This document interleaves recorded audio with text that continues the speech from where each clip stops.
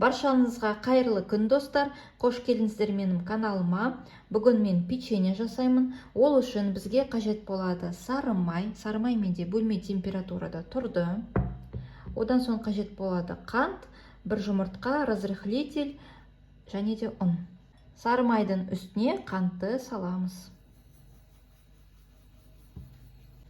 Одан соң жақсылап тұрып араластырамыз. Май менде өте жұмсақ, бөлмелі температурада тұрған май. Құрамы мен толық видеоның описаниясына жазып өтемін.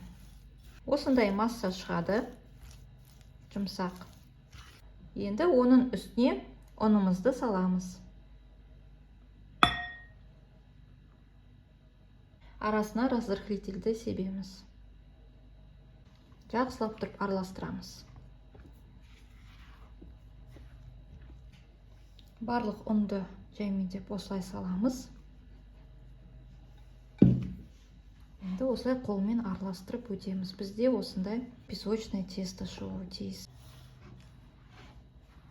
Енді біз бір жұмыртқа саламыз.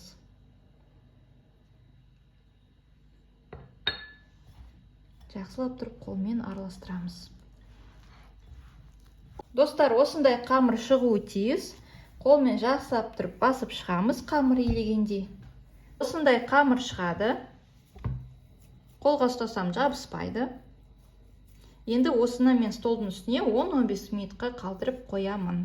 Печеньеге қамыр дайын. Енді осыдан печенье жасауға болады. Печенье жасалу жолдары әртүрлі. Өздеріңіз қалауынша, өздеріңіз фантазияға байланысты жасайсыздар. Яғни осындай насаткалармен жасауға болады. Осылай дөңгелетіп, әдемілеп тұрып, осы насаткалармен басып өтуге болады. Немесе мен сияқты пышақпен бөліп шығамын. Одан кейін шариктар жасаймын.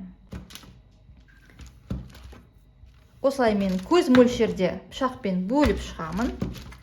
Пышақпен бөліп шықтым. Енді осыны аламда мен шарик жасаймын, яғни печеньеге. Мен осылай шарик қып жасап қойдым. Енді оның үстіне осылай вилкамен басып шығамын. Осылай шығуы тиіс. Енді мен қызып тұрған духовкаға 180 градусқа шамамен 20-25 минут пісіремін. Осындай печенье шығады. Міндетті түрде осы рецептпен жасап көріңіздер. Өте оңай дайындалады. Құрамы үйдегі бар ингредиенттерден тұрады. Арасы осындай болып шығады. Печеньенің арасы осындай. Міндетті түрде жасап көріңіздер. Видео сіздерге ұнаса лайк басып тіркелуді ұмытпаңыздар. Видеоның соңына дейін қарағандарыңызға рахмет. Ал сіздермен болған Динара. Келесі кездескенше сау болыңыздар.